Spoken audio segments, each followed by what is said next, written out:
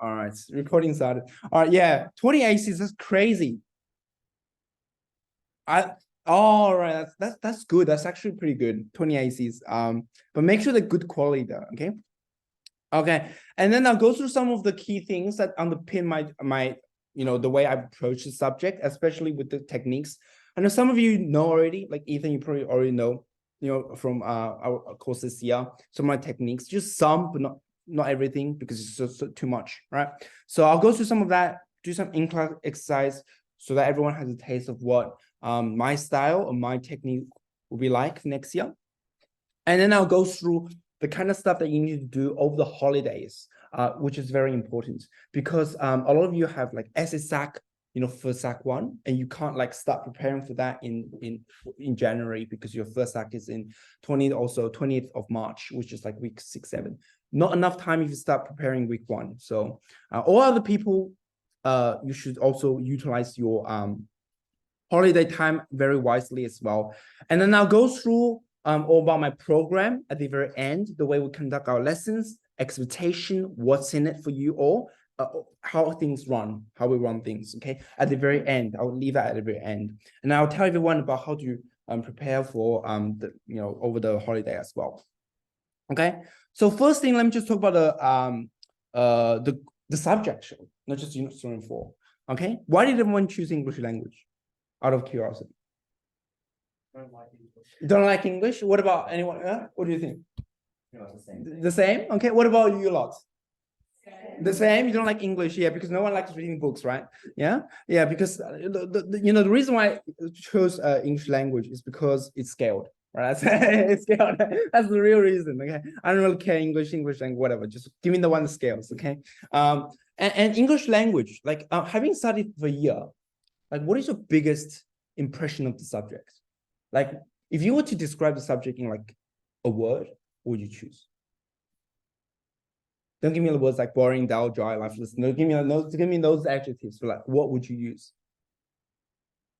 Ethan? Contextual. Everything's based on context. I like that word because we use the word context all the time, right? We use the word context all the time for English language. Okay, that's fine. You can join on the other account. That's fine. Yep, I'll let you in again. Essentially, English language is also known as social linguistics. Okay, how many of you have heard of this word? I always define this word in my sessions. It's very important that you understand social linguistics. Okay, now year 11 isn't much about social linguistics as much as year 12 because year 12 just has a lot more focus on social linguistics. Okay, does anyone know the definition of social linguistics? How is it different from linguistics? Ethan? Absolutely, yeah. Social linguistics is about what? The application and analysis of language in what? In social interactions. What is a social interaction? Everyday conversation, lecture, right? A monologue, a podcast, a commentary, right? It can also be a blog post. It can be a written, or it can be spoken, right? There are different modes, different modes of social interaction. Okay. In every social interaction, there's always a what? There's always a person who delivers, and there's always a person who receives. The person who delivers can be described as what? The speaker or the writer. The person who receives is the what? The audience. Absolutely, yeah. So essentially, these are all what? These are all known as like contextual factors. Has anyone heard of the word situational cultural context?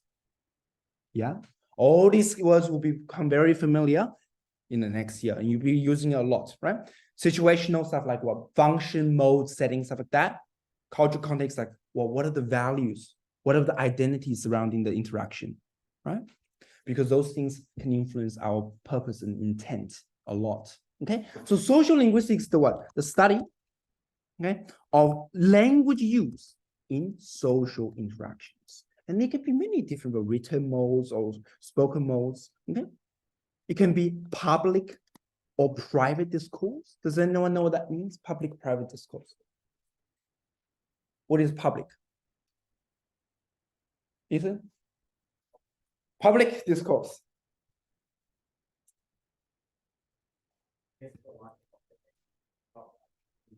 Yeah, absolutely. Yeah, so basically when you are delivering to people outside your group, outside your community, okay? So if you're a bunch of friends together, that's private discourse because you're all part of the same community, speech community, right? Public discourse is like you're delivering, okay, to the masses, so people outside your group, okay? So typically private discourse includes public discourse includes people like general Australian voters, Australian people, consumers, whatever. Private discourse, typically people part of a speech community. Yeah, people, gamers, they use gaming slang, so that's private. Yeah, teenagers, teen speak private and stuff like that, right? So public-private discourse is the way we analyze and contextualize discourse. Okay, modes, of course, public-private, etc., etc. And there's different text types like monologue, lecture, stuff like that. Okay, social linguistics. So this subject in Unit 3.4 goes in a lot of detail about social linguistics. Okay, Unit 3, okay, doesn't really have a lot of changes in terms of content. So in terms of content, the new study design does not differ a lot. It's not like maths is just adding new stuff, like complete new stuff, right? In Lang, they haven't really modified the content, but they modified the definitions a lot. Okay, so we need to go to that. So Unit 3 is about informal and formal language. Okay, also known as what? What is informal formal? Register, very good. So that definition doesn't change, thank God, because imagine they change that. It's like, oh my God, everything has to change. Yeah. So register doesn't change, right? The degree of formality. Okay. So that's what you do in Unit 3. We start off with informal language. Okay. I hope no school starts with formal language because it's been a pain in the ass last year and the year before. Holy shit. There's some people like start off with formal language. I have to give them complete new stuff just for that. Oh my goodness. But I think most schools start off with the informal language. Okay, that's good. Okay. So what's informal language? Does anyone know? What's informal? Has anyone heard of the words like codification, stuff like that? Yes. Yeah, very good. What is codification? Just testing your 11 knowledge. The process of what? Defining keywords, defining words, giving meaning, yeah, giving denotation, yeah, to words. That's called codification. We learned that in Unit 2, right? Okay, codification. So typically words which don't have a dictionary meaning, they're uncodified. These words are what? They're largely what? Yeah, stuff like slang, neologisms, newly coined words. Yeah, yeah. Some internet thing just go viral and they come up with new words, stuff like that, right? Okay, slang, typically slang, teen speak, whatever. So they have a lot of what informal language. Why? Because typically they're what? They're non-standard, they're uncodified. Okay, and they have a characteristic vibe, they have a characteristic tone. They're very conversational, informal language. They're very casual. They bring about very relaxed atmosphere, yeah, to a conversation, to a writing as well. Okay, that's characteristic of informal language. Okay. Now, one of the key things I want to show everyone is something called, well, purpose, because before it's called social purpose, right? Now, social purpose before in the previous study design is defined as what? Like basically the intent, yeah? The goal of the conversation, right? But it differs from the function in that it's what? Social purpose, generally speaking, deeper, right? It's like, yeah, it's more socially oriented, it's to do with people, it's to do with people's feelings, etc. Yeah. Whereas function is just like a one-word thing, informative, persuasive, yeah, advisory, commemorative, stuff like that, right? So function, one word you can capture. Social purpose, typically longer, right? But they remove social purpose, okay? And they just call it purpose and intent, okay? Now, it differs from the past because in the past, when you do ACs, right, for say, for example, informal language, you have to only talk about the, okay, or use the social purpose listed on the study design that you're looking at right now. Okay, so the stuff that I'm highlighting now, okay, have been the stuff that you must adhere to. in terms of ACs. So in your ACs, if you analyze social purpose, you're not allowed to discuss things outside of these categories. Well, some teachers allow it, some people don't, right? Some people don't. There's a lot of confusion in that area, okay? But in the new study design, they've made it very clear that there is no set list of social purpose. So essentially, your teachers should understand by next year when they teach you that you are allowed to use any social purpose so long as it's engaging. You don't have to use these ones. Okay, so I'm just going to write here, okay, for ACs. Okay, old study design means you must use only these ones. Okay, but for new study design, you can use any, and I'll show you what Vika says in the next few pages. Okay, any social purpose, so in other words, you can come up with your own. We'll do that today. Okay, so long as it is engaging. Okay, the text. So long as it's engaging, doesn't really matter. Okay, and I'll show you how to do that. Okay, so thank goodness, because in the past we've had a lot of dispute with teachers and stuff like that about the social purpose, but they've really clarified that. Okay, so that's informal language. Okay, area study 2, formal language. Okay, now formal language differs because of what? Again, its characteristic tone, very different. Formal language is often used in academics, scientific, legal, government, political, corporate discourse. Why? Because formal language has weight, has gravity, right? It's serious, it has a solemn tone. In academics, it lends an air of profundity. It makes people sound smart, using big words, fancy words, stuff like that, erudition, yeah? It makes people sound very knowledgeable, very credible, right? That's formal language. And we learn all the meta language that allows formal language to achieve, okay, those particular purposes and effects I mentioned. Okay. Again, these social purposes here are not the only ones that you can mention. When you see a formal language AC next year, you can use any that you come up with, or you can use these ones here. It doesn't really matter. Okay. So that's unit 3. Yeah, informal and formal language. We'll finish unit 3 by generally speaking by around July, August, because informal and formal language is much bigger. The last two area study very short, very short. The last one, the area study 2 takes like 2 weeks, but the other ones like formal language takes like 10 lessons. Yeah, just because it's very big. Okay, and then you get to unit 4. Now, thank goodness, I actually went on and read every single line. They didn't change a thing. Okay, for unit 4. Okay, thank goodness, because I read every single line. Oh my goodness, they didn't change anything in unit 4. Okay, so unit 4 area study 1. Okay, language variation, Australian society, 2 words, Australian English. Okay, Australian English. We'll talk about different varieties of Australian English. In unit 2, you all learned like English across the world, yeah, English across the globe. You learn about pidgins, creole, stuff like that, right?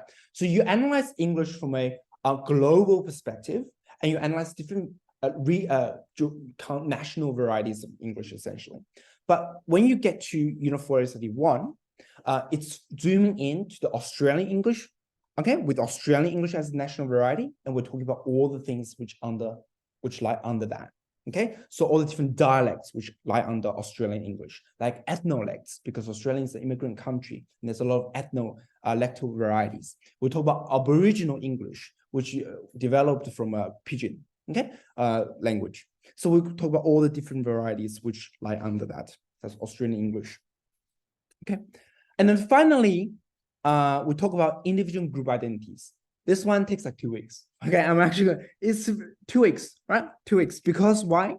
Because most of the stuff covered in the final area study, you already cover in informal language and formal language. Okay. Identities, we're talking about stuff like what? Aspirational, age, gender, occupation. A lot of these overlap with unit 3. Okay. So essentially, the study design goes like, okay, if in terms of level of difficulty, that's of easy. Informal language is pretty easy. Formal language is the peak, right? And Australian English sort of goes down a bit and then drops down a lot, okay, at the end, okay? There's like a mountain, okay?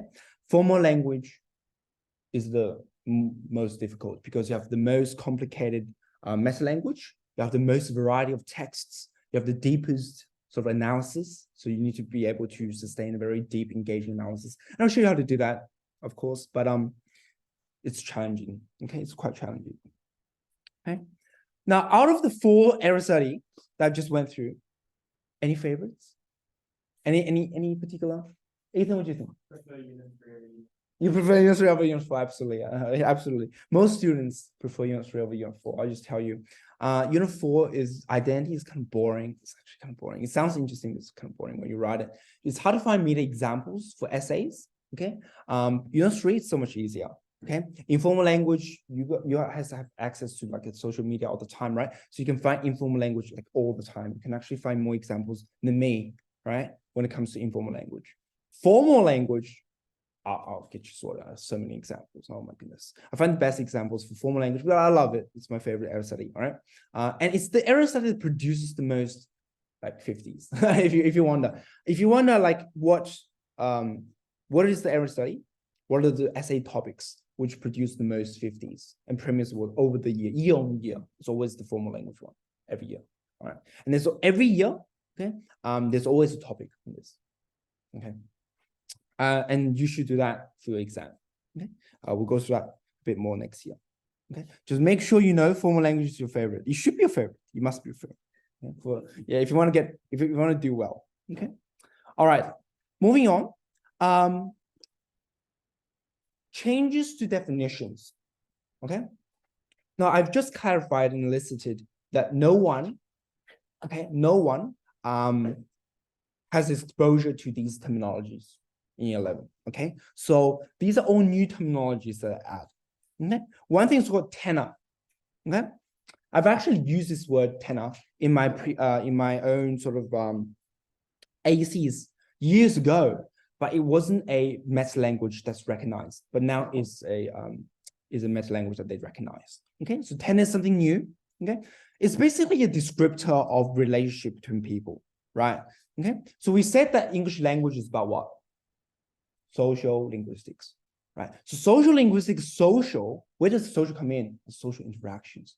Well, when you have social interactions, you have what? You have factors like relationship, right? That influence the way we communicate, right? If we are very close, what kind of language do we use more often? Even informal language. Yeah, why? Because we want to reduce social distance. We always want to build rapport, right? Because we want to encourage intimacy, familiarity, proximity, right? But if we're very distant, right? For example, like a school principal to a student, right? Or an employer to an employee. Then obviously I'll be using more what? Formal language. I'll be using more jargon to some authority. I'll be using what? Yeah, agent passives, right? To learn objective tone, etc., etc. So relationship influences the way we use language. Okay, and of course, what does it say? It also involves the level of formality. I just answered that, right? If it's very close, right? If you're very close with each other, typically more informal, and otherwise formal. Okay, we'll use these words more often next year. Okay. And then purpose. So it's not called social purpose. So don't ever use the word social purpose next year, okay? I need to fix that in myself first because I keep using social purpose all the time, but I need to use purpose. Yeah. Basically, think of it as the same thing as social purpose, except they don't want to use the word social. Okay, that's fine. Same thing. But the most important thing I want you to read is this part here. Okay, I'm actually gonna double highlight that. Okay, there is no set list of purposes. Okay, this is directly from the study design. I didn't even bother changing the font and all that, right? Just to show you the validity of these ones. So if anyone tells you that, oh, you must use the list, show them this. It's literally in the economy. So your teacher should know. Jane asks, is register included in tenor? No. So register is separate to tenor. Tenor is just a descriptor that you use to describe relationship between people, right? It encompasses, okay? It is influenced by register, right? But you don't use informal and formal to describe tenor, okay? You use other words, like familiar, for example, right? Because familiar is a relationship keyword, right? For example, right? Basically, you can think of tenor as relationship keywords, right? Something solidarity, right? So like familiarity, proximity, stuff like that, right? But obviously, it's influenced by register, but it's not the same, yeah.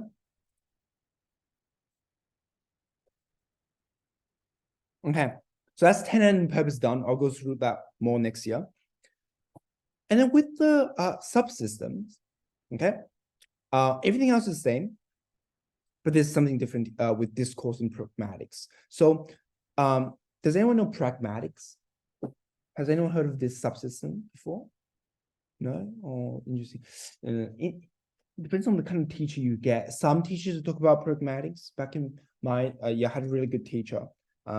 And we went through pragmatics, but it wasn't actually part of the study design back then. But now what they've done is they've included pragmatics as a subsystem. What is pragmatics? Okay, let me just write it somewhere. I'll write it here. Okay, pragmatics means, okay, the subsystem of what? Of basic language use, okay, in context. In other words, how context affects language use. Okay? How context is a very broad thing, right? That's pragmatics. Okay? Language use in context. Okay. So pragmatics lies with discourse because it's very big. Okay. And it involves stuff like code switching. We'll go through that. So all the red things I've highlighted there are the things that they've added or they've clarified in as part of the new study design. All the other things should be very similar. Okay. And when you see this arrow, okay, just look at the third column and the fourth column because that's unit 3 and unit 4. Okay, the two left ones, these are year 11 ones. Okay, so you can see that these ones are all required for year 12.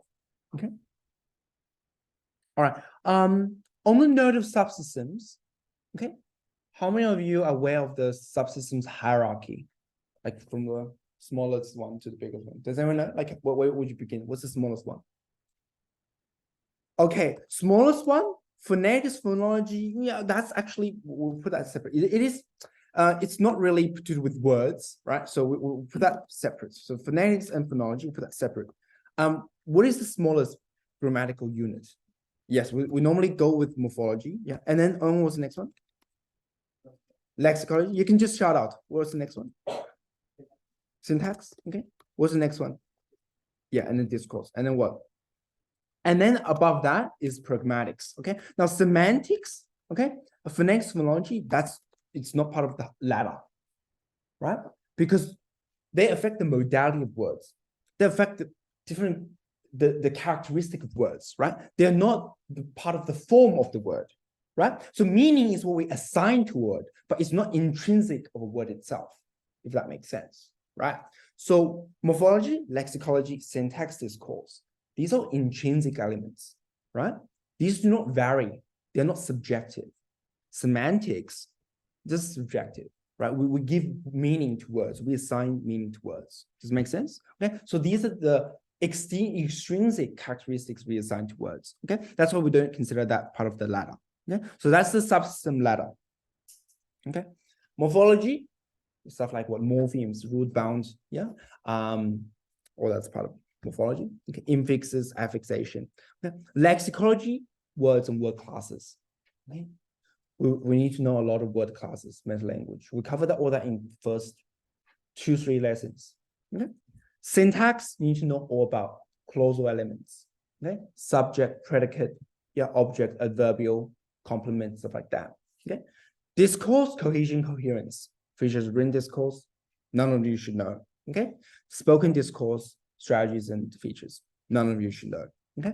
And pragmatics is very broad, just contextual factors which influence language. Okay. So we'll go through all of meta language, generally speaking.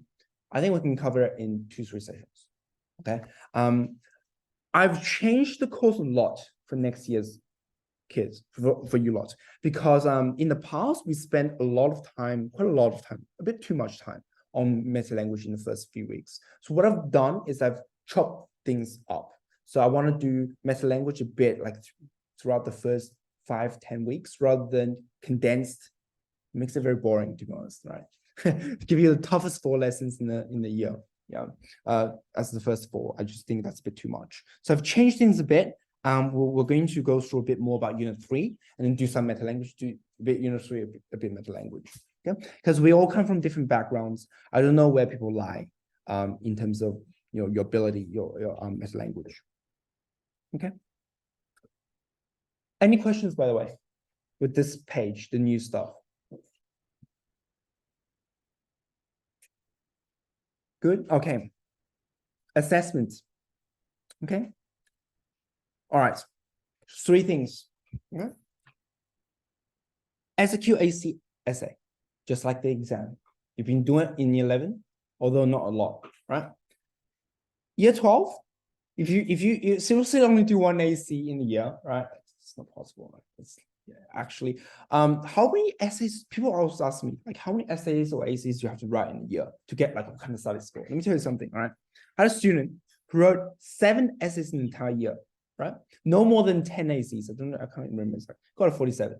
So I can't really tell you, oh, you have to do like 20, you have to do like 30, right? Now I've done like hundreds, right? But that's overkill. You don't need to do that. Does it make sense? I'm not going to be telling you, oh, you have to do 100 AC to get a 50. What the hell, man? And that's not possible, right?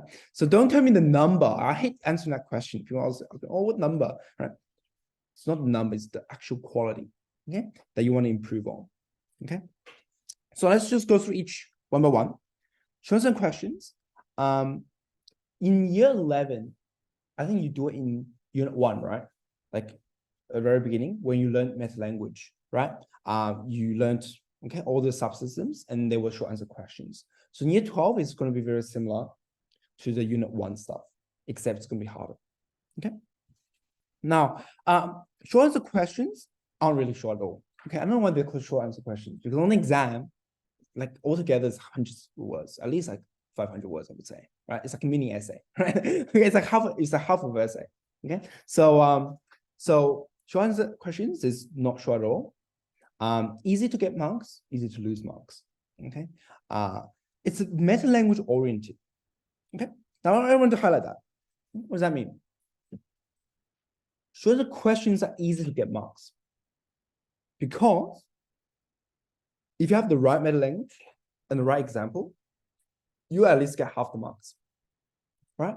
You can completely guess, right? Like you have no clue, and you guess, and then you just write the right meta language and the example, you get half the marks, because half the marks of every question are awarded to meta language and examples. The other half is the explanation, and that's the hard bit. Okay, short answer question is easy to improve because so long as you know your meta language very well, yeah, you can find them quite easily. Okay. One of the key characteristics of SAQ is that it's very, very specific. They give you a text, they direct you to maybe a certain line, you know, like a certain line or line number range. And you just find examples there, right? So it's very easy because they tell you what's there, you just have to find it. Okay. But it's hard to get full marks. Why? Because there's very detailed. Sometimes you don't know how much detail do they need. Yeah, you might be writing a lot, you don't know when to stop. That's the biggest question. Okay, so as I've been telling my students who completed the exam a month ago, fill up the lines, right? Like fill up the lines, write big. All right, that's very important. Fill up the lines. Don't ever blank out like half. Okay, it's a very bad impression. Okay, now on the exam, 4 to 5 questions. Okay. Now, in total, it's 15 marks. Okay, 15 marks out of 75 in total. Okay. And you have the AC. Okay. Now, how does the AC differ from SAQ? Does anyone know? Ethan? Yeah. So what about So yes, SAQ and AC did both give you a text, but how does the approach differ?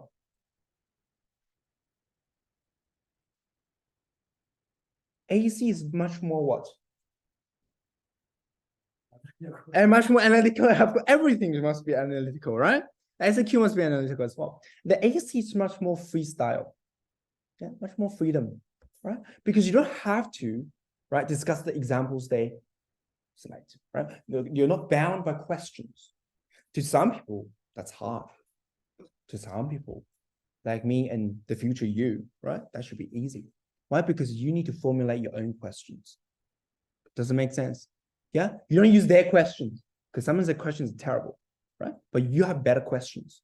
You need to ask yourself better questions to get the best features of your text, right? That's the whole goal of the AC. Okay, it's freestyle, 800 words. Okay, I should have written here, worth 30 marks. Worth 30 marks. Okay, 30 out of 75. Okay. Why is it 30 marks?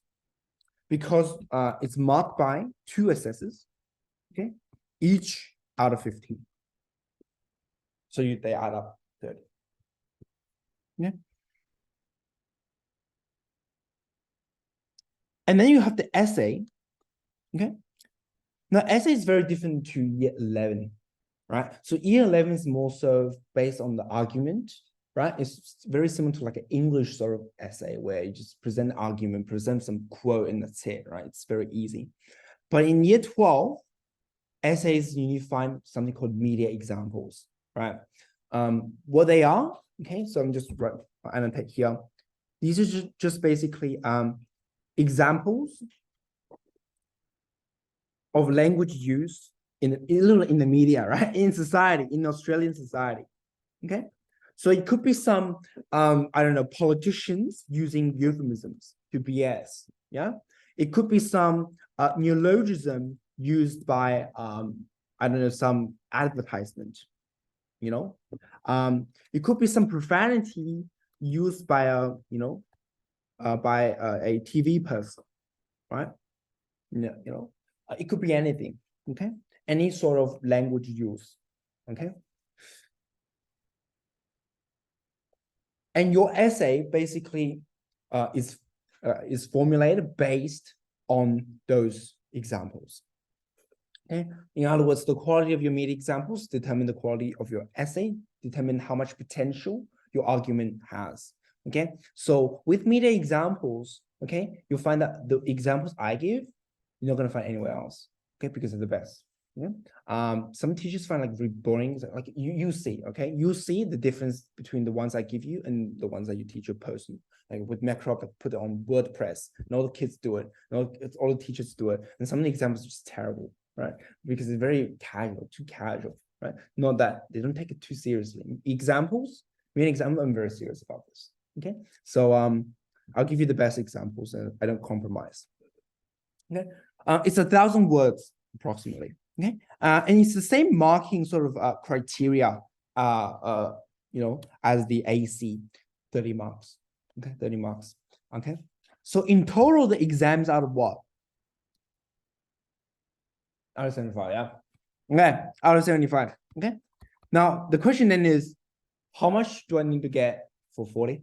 How much do I need to get for 45? How much do I need to get for 50, right? That's the question that people want to know, right?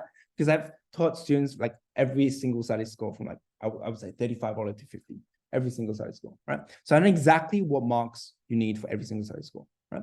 So what are some general things? Okay, let's go talk about the general stuff, and I'll talk about the exceptions, because there's always exceptions. It's very important to go through that. Okay, so this is a general sort of aim. General, so general means, okay, decent school. So like a cohort size is okay. Sizable, okay, sizable. If that, okay, so not like too small, like 10 people, right? That's not really good because scaling is all stuff, right?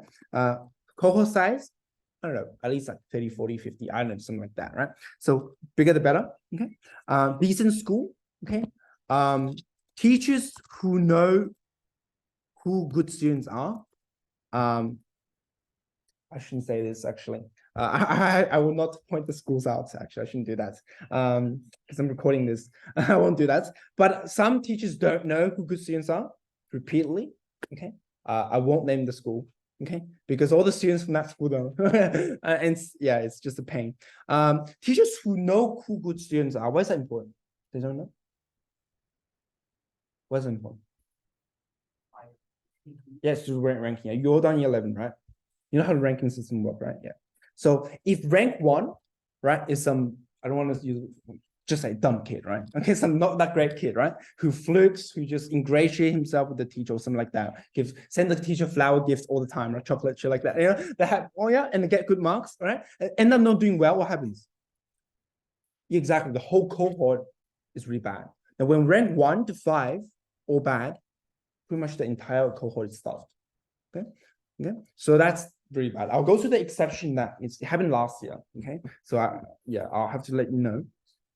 Yeah, so teachers who know who good students are, they'll give the good students rank 1. The good students hopefully do well on the exam, and they bring up everyone.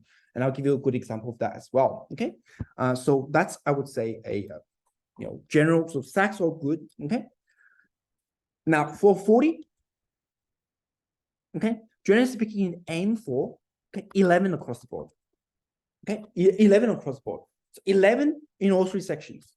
Okay, now you can do the math, right? That's 11. So that's 22 here, 22 here, 11 there. It's 55, right? So 55 or 75. So 11 times 2 in AC, so that's 22. 11 times 2 in SA, 22, so that's 44. Plus the 11 in the SQ, that's 55. Okay, so for 40, aim for 11 across the board, so that's 55. Okay.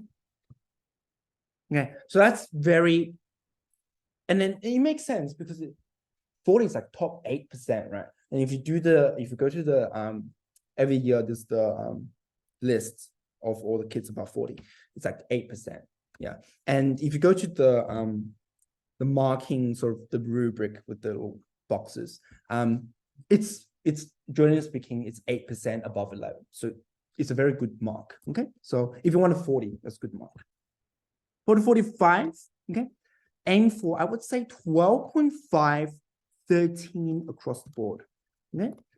Okay, 13 across the board. Now you can see that every mark is like between 40 and 45, like very little, right? So in that region, yeah, if you do well, just a bit more marks here and there, right, you actually get much better study score because everyone is very closely gapped. Okay, in that. So what's that? Let's just take 13 across the board. So 13 across the board is 26 plus 26 plus 13, 52 plus, what's that? That's 65, right? 65. 65, is it 65? 13 across the board? 52, 65, yeah. Okay, so that is good. That is 45, I would say. When I say 45, I'm talking about 45 to like 48, right? I'm not just talking about 45 by itself, right? And 40, I'm talking about 42, like 44. I'm just giving that as a range. Okay. Now, for 50, okay, generally speaking, aim for 13.5 to 14 across the board. Okay. And let's just take 14, for example. Let's just take that. What's 14 across the board? That's 56. Well, actually, that's a bit too much. Okay, that's a bit, I would say that's a bit too much. I would say 13.5 across the board. 54, around 70. Roughly, just take 70. Roughly 70. Okay. Okay. That is very safe. Huh? Okay. Yeah. That I would say is a very safe, very safe 50. Very safe 50. Okay. Now, in reality, okay, things differ, right? Because normally you don't get good school, you don't get all these things favored, in your side. So you have to take off a few marks across the board, okay, in reality. So, for example, in a hard year, okay, for example, I'll give you 2019 VCA, okay? In 2019 VCA, very hard year, okay? There was a 50, guess how low? 50, our friend, 2019. Oh, how do you know? Oh my God, that's crazy. How do you know? I actually didn't believe it until I saw the marks. That's crazy. What? Like, how do you get?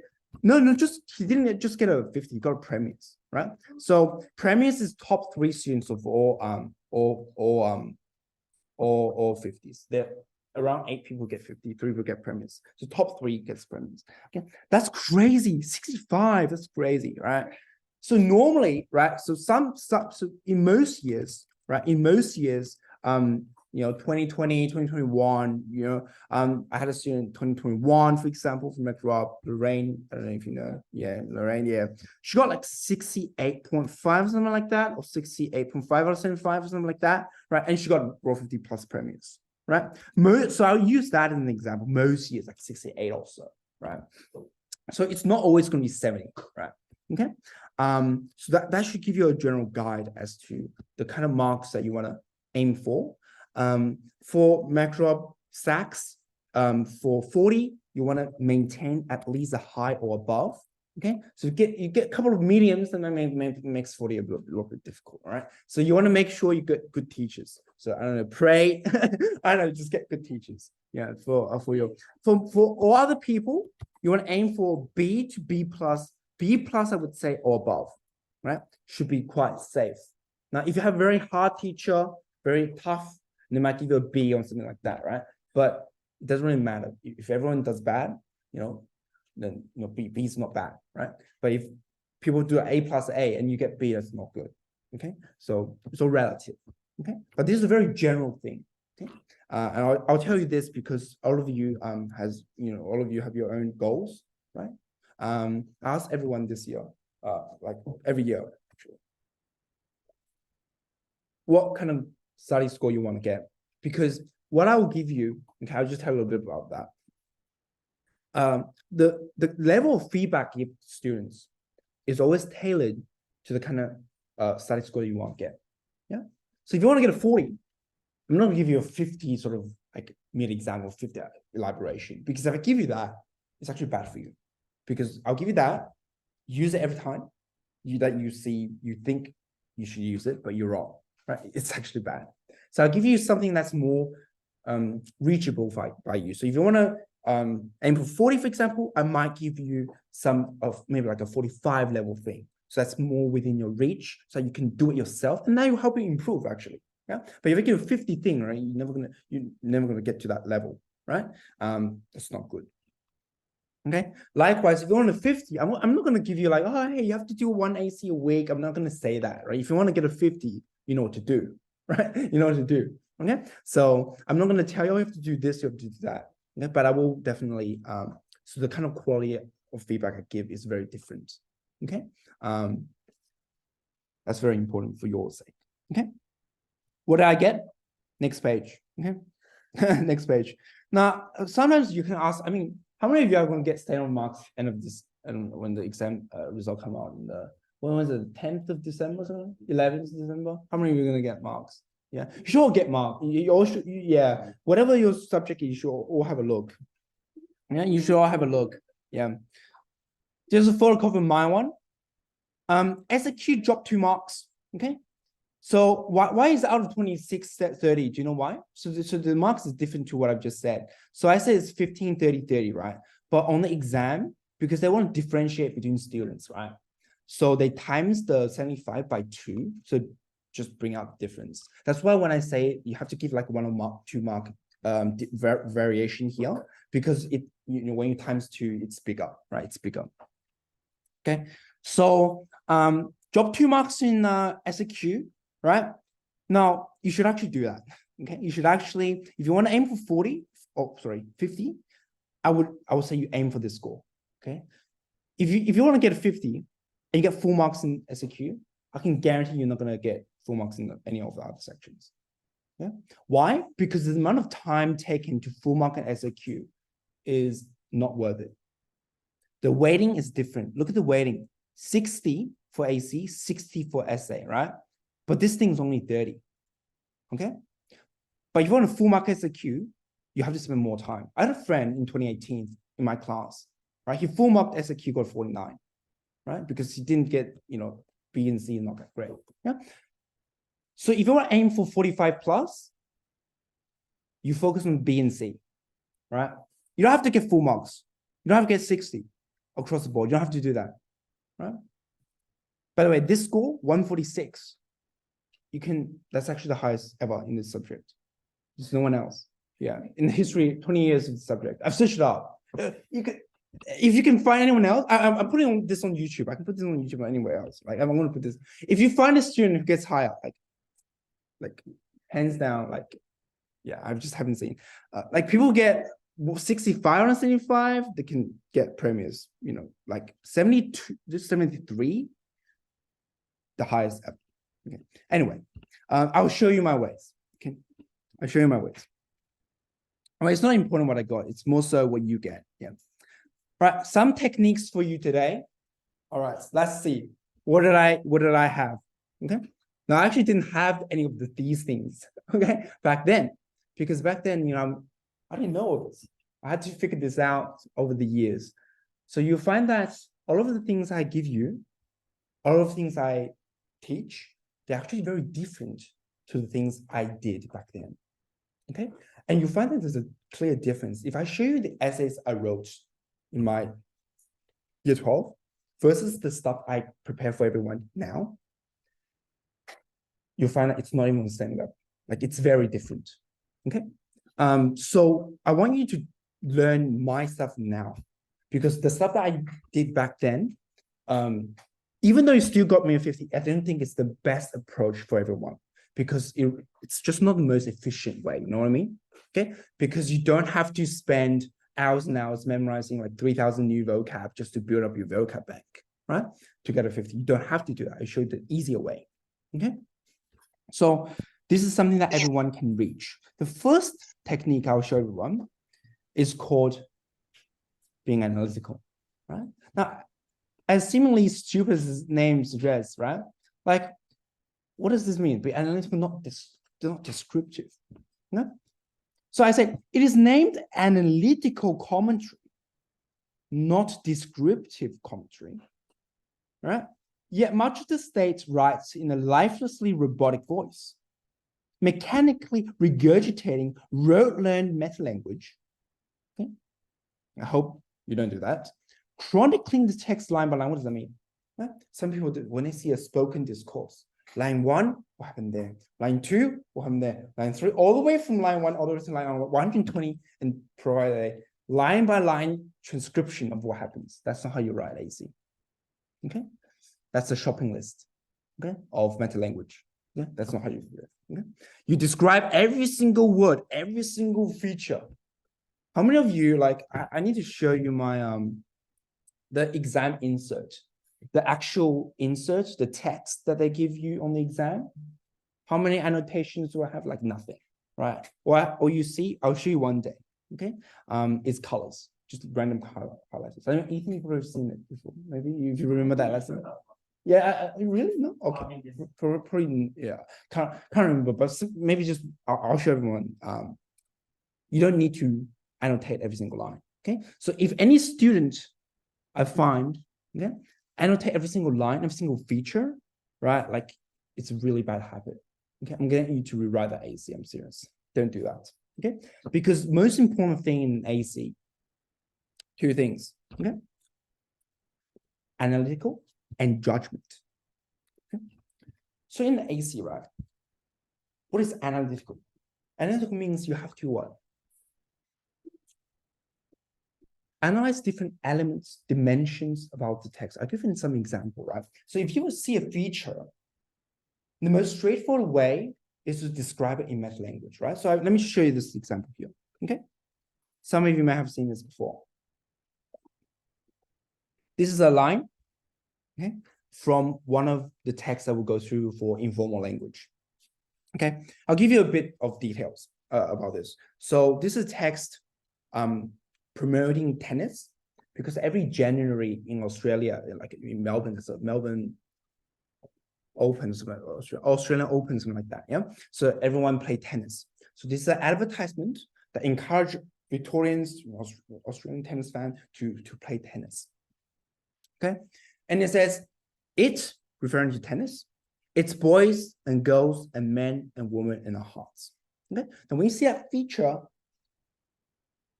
the most straightforward way that every student should do, by the way, is to describe it in meta language. So that's called descriptive analysis. Right? So you simply say, oh, this is the use of the coordinating conjunction and, right, in polysynthetic structure. Polysynthetic means the use of multiple, multiple coordinating conjunctions, okay, one after another. Right? That's basically called polysynthesis. Right? You don't have to use that meta language, but you definitely have to use what? Coordinating conjunction. Yeah. Fanboys. Coordinating conjunction. Yeah. So that is called descriptive. But can you see what's lacking there? There's no analysis. Yeah, because you're simply describing the features. Most students, they write like that. Or there's he uses, the writer used the coordinating conjunction line 16, right? Examples include that. Yeah. Now, if the whole essay is like that, then it's very descriptive. Does that make sense? Yeah. So what should you do? Okay. When you see a feature, you want to think of what? The first thing is why. Okay, why they use it? What else? What else do you think? What else should you think about? Okay? When you see a feature, what do you think of? The first thing you think, well, maybe why they use it. Okay? Why they use it. But even before that, the first thing that you think of is what? Not too big. Start small first. What are the small things you should focus on? The immediate what? Effect. Yeah, or the reaction. Yeah, the immediate effect. Okay, it brings upon the audience. So you do think about audience, but you think about the immediate effect. Yeah, and we'll give this effect a special name. Some of you might have heard of this. Some of you may not. It's called stylistic effect. How many of you have seen this in year 11? Maybe not in 11. Maybe not. Yeah, I don't think so. Yeah. So you see this a lot in year 12. Right? Stylistic effect. Okay. Basically, it's the impression, the feelings, the impression, the impact that the example brings upon the audience. Okay. The impact, the impressions, the feelings, all right, on the audience. Okay. So some words can make you very what? Nervous, right? Overwhelming, intimidating, right? For example, in a legal document, you must do A, B, C, D, E. They give you a list, right, of things that you're obliged to do. It's overwhelming. Right? What about in this case, and? What does it do? Why do they use and in the first place? And number two, why do they use and like one after another like that? Right? So there must be a reason behind it. There must be an effect that you want to achieve. So you want to mention that in your analysis. Okay. So what's and? Coordinating conjunction. What does it do? What are the qualities of this meta language? Okay. So number one, it has an accumulative effect, right? Building up, right? Yeah. Accumulative. Yeah, you could say emphasizes. But if you just say that, maybe you're right, but maybe not the most what? Maybe not the most engaging as per this example. Is it just about building up? Let's come back to the basics. Where do you use coordinating conjunctions and? Like, where do you do it? Very good. Oh, very good. When two things are equal. Now, I love the use the word equal because that is a beautiful word. Equal is one of the what? Nature, the quality of coordinating conjunction. Yeah. Equal, equality. Coordinating conjunction, they conjoin, they combine things, grammatical elements, which are of equal weight. Does it make sense? Yeah. I went to buy some apple and some banana. Right? Apple and banana, same level. Yeah. And it's the same level, right? Same weight. Same weight means there's no emphasis on anyone. No one's better than the other. Apple's not better than banana, it's the same. I bought both of them, right? No preference. Yeah. So when used in this situation, what does it do? Have a look at this one, the second one. Right? Coordinating conjunctions conjoin, combine, noun phrases of equal weight. What does it imply? So grammatically, you're combining things of equal weight. But what about this in this situation? Boys, girls, men, women, hearts. Okay? And therefore places what? Participants on the same pedestal. Everyone's cool. Boys are not necessarily better than girls. Men not always better than women in tennis. Yeah. This is not just a game for men, for boys. Yeah. This is for everyone. Everyone's equal. Everyone's welcome. Yeah. So what does it say?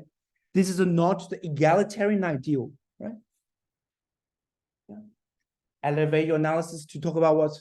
Values, cultural context, egalitarian values, Australian values. Yeah. So that newcomers to tennis, yeah, they're not intimidated by their age or gender. You're welcome. Just because you're too small, it doesn't mean you can't play tennis. You can play tennis at 3 if you can hold the racket. Yeah. Classical analysis. That's 15 out of 15.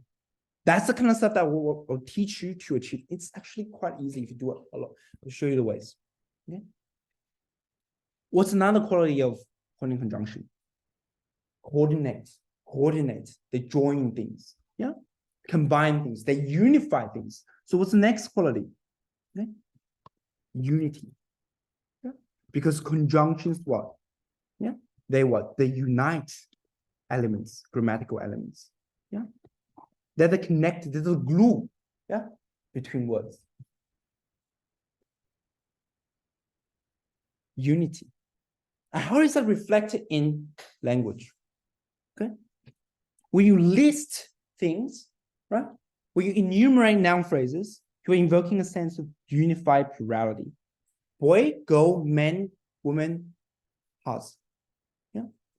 They're all different things, but they're all united by what? By and. Just like how tennis unites everyone in a common sport, right? It implies that tennis is a sport that transcends social barrier. No matter your age, no matter where you come from. Yeah? Why it cuts across everyone. All Australians. Does that make sense? So that's called what? That's analysis. That's just one example. Then you do it a few times, get marks, you move on to the essay. Done. Right? Okay. First technique. Analytical commentary. Okay. Any questions? How many of you have seen this year or anything like this in year 11?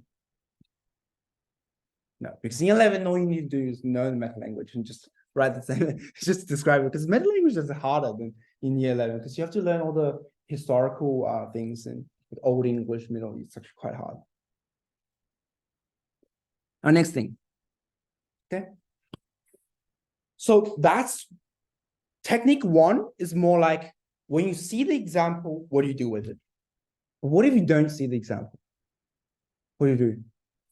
How do you, yeah? What if you don't see the example? How do you find the best examples? How do you know that this is a good example? Because the example is going to say, hello, look at me, right? Highlight me, right? Describe me, analyze me. Yeah. You're going to know. So how do you know? Yeah. In AC, you don't have questions. So you need to ask yourself. So what questions should you ask yourself in order to direct yourself to find the best features? The techniques that I want to show you on the second one is called anticipation. The word anticipate means what? Predict. Yeah. Anticipate is that I expect something to happen. Yeah. What does that mean? Prediction, essentially. You're predicting what text is going to include without seeing it. Okay. You know, with this subject, right? The essay is not written during the exam. It's written throughout the year. Okay? The AC is not written, right, within that 15 minutes. It is written during your reading time. And you might think, how does that work? Because in your reading time, you should already know all the best features in the text. You already written it. When you're writing, you're printing out stuff from your mind. You're not thinking as you write, because no one thinks as you write. If you think as you write, it's not going to be good, right? Because do you trust yourself? Like, can you think of really good ideas, like off the cuff? Like, you can't do that, right? Not many people can do that, right? So I don't even trust myself, right? So you shouldn't trust yourself, right? So the stuff is, you want to find patterns throughout the year. You already know a lot about text, different texts, gain exposure to different texts. So when you see a similar text, like you always do, right? The text is very easy, okay? So for example, I'll show you how you do it. Okay? There's no text. This is the imaginary text. We do this exercise all the time, okay? Imagine you're the premier of Victoria, okay? Before it's Daniel Andrews. I don't know who, I think the new one. No, okay? Premier is like the leader, right, for Victoria. Suppose, okay, suppose there's a bushfire ravaging across rural Victoria. Okay, say Gippsland. Okay, I don't know if anyone's from Gippsland. Hopefully not. Okay, there's a bushfire there. Okay, you're now going to deliver a speech to the Victorian public media. So that's it. Yeah. You think about it. If you're the Premier of Victoria, yeah, now deliver a speech. What are your purposes? What do you want to achieve? Okay, what do you want to achieve in that speech? So, what are your purposes? That's the first question. Okay. Now, you don't have the text. How do you know what's in there? You anticipate. What you do is you want to think about what purposes this person may have. And then you think about all the features that allow this person to achieve the purposes. I'll show you how to do that. Okay. So anticipation lies hand in hand with another technique. It's called imagination. You have to imagine yourself as the members involved in the text. When you analyze the text, you are not a student. You're not an English student when you analyze the text. You must be the text itself. You must be the writer. Imagine if you're the writer. What purpose do you achieve? What's your identity? What do you want to project? Imagine if the audience, what do you want to feel? How do you want to feel? What are your needs? So if you're the Premier of Victoria, can someone tell me what purposes you want to achieve in your speech? There's a fire going on. Just purposes or functions? Let's just broad out. So function or purpose. Anyone?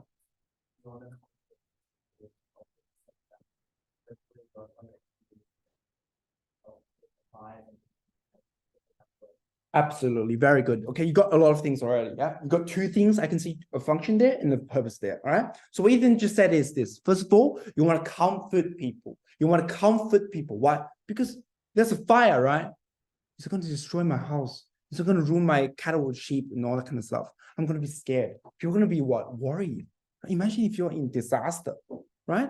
People are worried. So as a Premier, you're expected to comfort them. So what's your purpose? You maybe allay any concerns, okay, in the Victorian public.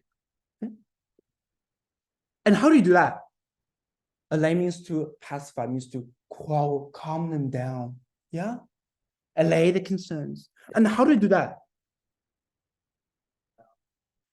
Yes, you can inform them, but we put that in function in a moment. Typically, I would like to use the word what? Reassure. Yeah, by reassuring them that what? Yeah, that what? Assistance is what? On the way. Or something like that. Reassure them that, yeah, professionals, team, you know, doctors, emergency, ambulance, all that's going to be prepared. We can just say assistance on the way in the introduction of the AC. Yeah. So that's purpose. What's the purpose? Because it's to do with people's what? People's feeling, people's emotions, impact on the social element. The social element. Okay, people. Okay. It also said in a speech, you want to tell them about a lot of things. You want to inform about what? Yeah, the fight itself. Yeah, it's informative by what? We need to tell them about where the fire is going, right? We need to tell them about the latest movements, the progression of the fire. Is it going to go from Gippsland to New South Wales, or is it going to go from Gippsland all the way to the CBD? I don't know, right? Where is it going to go? Because people are going to evacuate. Yeah. So informed by what? Updating them. Yeah, Victorians on what? Progression of the fire. I don't know. This is a entirely fabricated, made-up text. But when you see the text, it's the exact same thing. You see the same feature, you see the same purpose. Does that make sense? Okay. Wait, did someone say something? Couldn't really hear. Galaxy S8. I don't know who this one. No. If you want to, I couldn't really hear you. Very muffled. If you want to type your question in.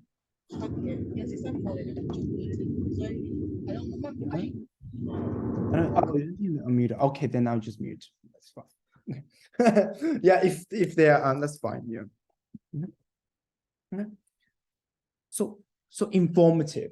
Yeah, informative function. Yeah. What other purposes do they have? Anyone else? If you're the Premier Victoria, right? Remember, right? You're the leader. What is expected of you? What kind of impression do you want to portray yourself? Okay, what kind of impression do you want to exert onto Victorians? How do you want Victorians to think of you? Give an example. Anyone? Okay, capable. Yeah. What else? Give me more words.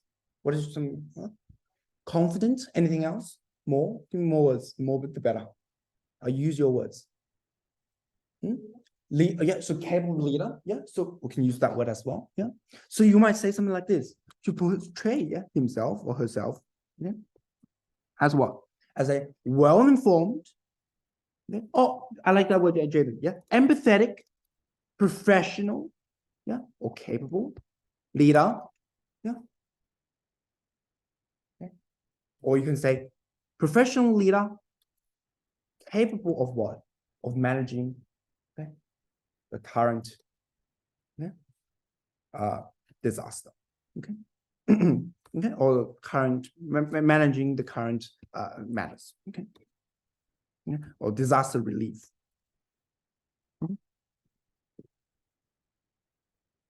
Or anything, or stuff like that. Depends on what it's talking about. Yeah. So that's called what? That's called impressions. Okay. Everyone has an impression. What impressions do they want to create? Okay. Anything else? So, any further purposes do you think they want to achieve?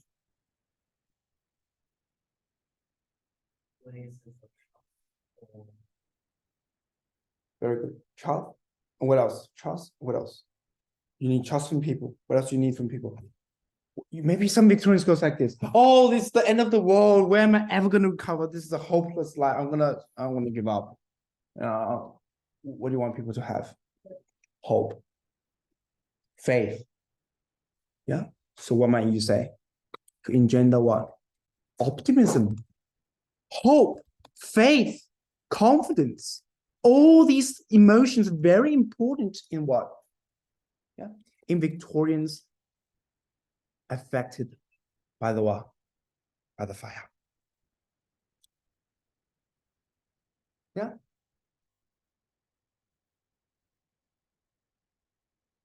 So what do they use? Tomorrow, Victoria will be a bit stronger. Yeah. Tomorrow they might use all these sort of future tense, right? And they use also the positive connotation, stronger, yeah, greater, yeah.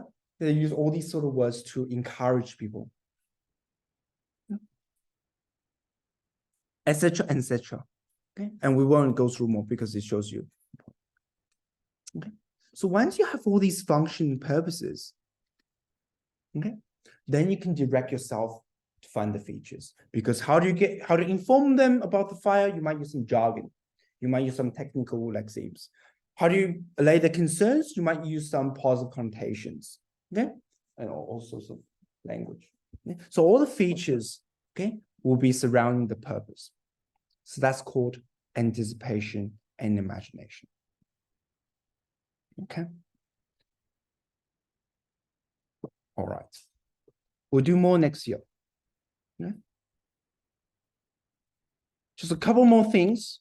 Okay. What you need to do over the holiday then is number one, to work on the example bank, right? You want to find media examples. So what I'm going to do, you can read this all in your own time, okay? So you can read it in your own time. What I will do is after today's session, okay? Because I should have everyone's email, but if I don't have your email, if you think you haven't given me an email, you can write your email in the Zoom chat. I'll just note that. And what I will do is I will send everyone a holiday pack. Okay, there will be a few things in it. For example, there will be the SAC1 advice that I'll give to everyone. There will be the example guide, the example bank. I'll teach you how to find examples. Just follow the instructions on Drive. There will be a folder with everything. Okay, you can share it with your friends if you want. I don't care, right? All my resources, I don't care. You can share it to anyone. Okay, I don't. It's not like, oh, I have to, keep to myself. I don't care. You can show anyone. Okay, so I'll just follow the instructions. I'll teach you how to create an Excel document with all the media examples over the holiday, and you really need to start ASAP. Okay. For others, you need to work on meta language. I'll give you all the exercises. I'll direct you to the worksheets. There will be worksheets. I'll provide all that. Sentence structure, cohesion. I'll give you all the materials. So next year, I've actually changed much of the course. In the past, no one's doing that. I didn't give anyone a pack, right? So I'm doing things a little bit differently next year, just to make it more efficient with the new study design. Okay. Final thing about my program, let me just go through this. Okay.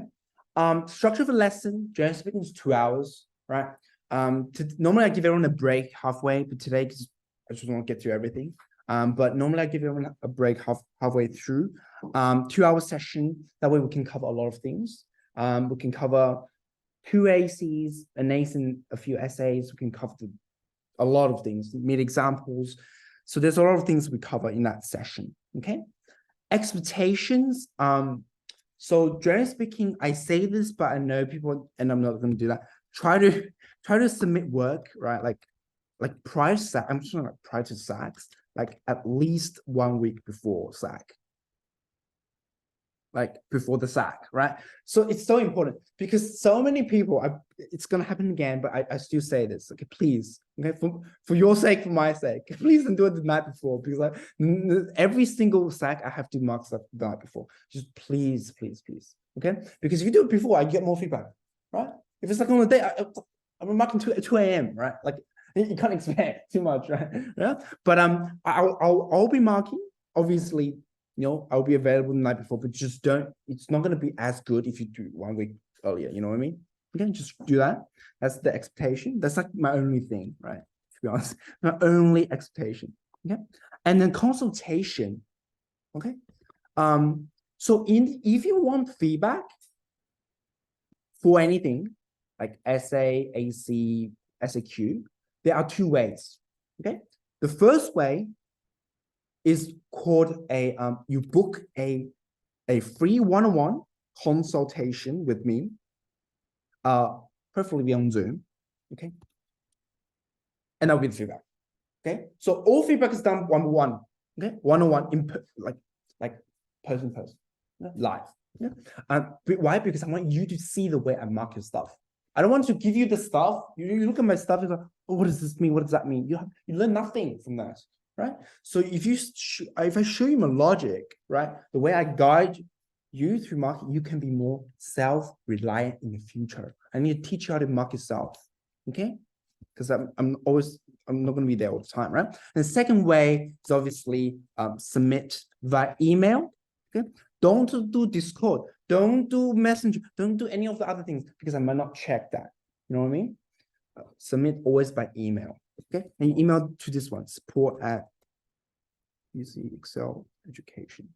So I'll give everyone the annotated copy before you go, okay, as well.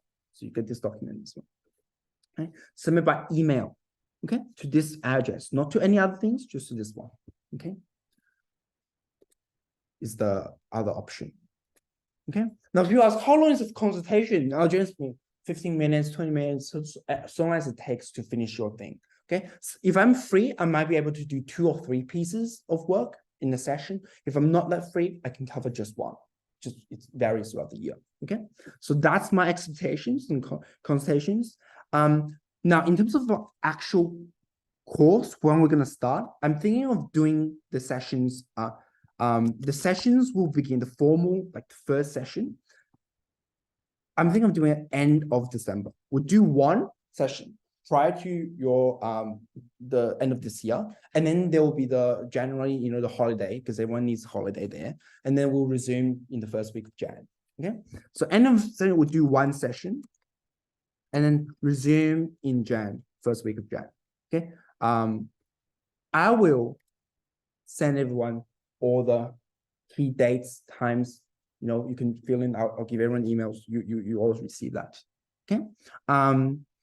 We don't have holiday. We still have sessions because there's just so much stuff. You know what I mean? So you have class from Jan all the way to start of October or the end of September when we finish. Okay. So that's everything. And what's that? Oh my God, that's perfect timing. Okay, that's good time. Okay, so now there will be also multiple sessions during the week. You can attend any of them. Okay, if you miss out, say Wednesday, you can come to Saturday one, for example. I'm just giving you an example, right? Because you cover the same content. When I say I cover the same content, I don't mean actually the same content, because every group I cover things a little bit differently. Okay, when I give you an example, the Wednesday group may be different to the Thursday group, the way I analyze. I don't analyze. So when I give you a meat example, I analyze it in 3 different ways. When I give you an essay, I teach you 3 different ways. So every group learns different things. I don't want a group to just know one thing. So what I do, if it's very important, I will upload all 3 or 2 or how many sessions notes on the drive. So you can learn what other groups learned as well, because there will be differences. Okay. That's all for this session. Do we have any questions? Yes, SAC timetable. Very good. I should say that. Okay. Email me your SAC timetable. Okay. As soon as possible. All right. Okay. To the email. Consultations are unlimited. Very good. They are. They are unlimited. Yes. Yeah. I mean, I don't think you're gonna have like 1 AC every single day. I understand, but yeah, if you do, I'll mark it.